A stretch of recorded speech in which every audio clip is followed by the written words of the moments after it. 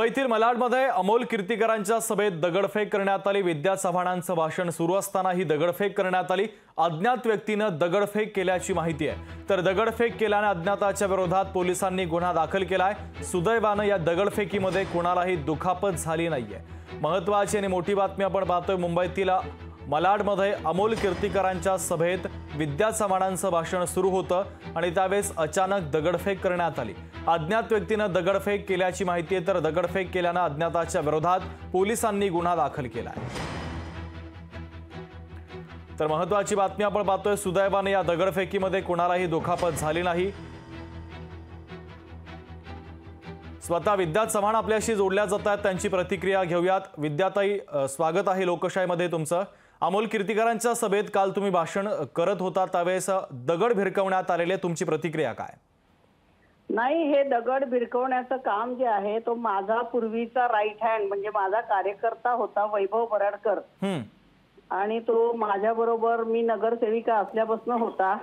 आणि जेव्हा मी आमदार झाले तेव्हा त्याच्या बायकोला महिला वॉर्ड झाल्यामुळे त्याच्या बायकोला तिकीट सोडलं, तिला निवडून आणलं आणि तो तिथे माझ्या फंडात माझी कामं करत असायचा। आणि पुढे मलाच त्याने 2019च्या निवडणुकांमध्ये धोका दिला। तो माझ्या बरोबर राहिला आणि प्रचारात त्याने असं दाखवलं की आम्ही तुमच्या बरोबर आहोत, पण त्याने पैसे घेऊन कामं केले। आणि जवळजवळ मी अनेक वर्ष म्हणजे 2000 सालापासून तिथे लोकांच्या संजय गांधी नॅशनल पार्कच्या झोपडपट्ट्यांसाठी काम करते आणि जवळजवळ 13,000 लोकांना घरं मिळवून दिलेली आहेत। आणि परवा मी त्या ठिकाणी आमचा तो मीटिंगचा आप्पापाडा रिक्षा स्टँडचा स्पॉट असायचा, तिथे शिवसेनेने आणि महाविकास आघाडीने सभा ठेवली होती। त्याच्या 2 दिवस पूर्वी यांची पण सभा होऊन गेली होती तिथे।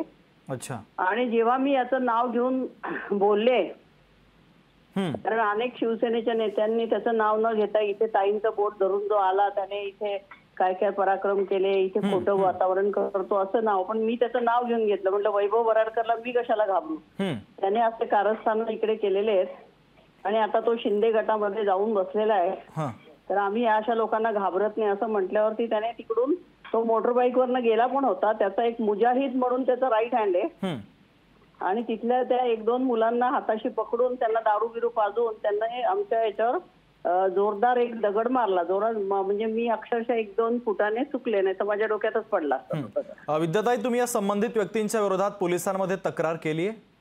आमची सभा संपल्यानंतर आम्ही लगेच सगळेजण पोलीस स्टेशनवर गेलो आणि आम्ही ती तक्रार केली।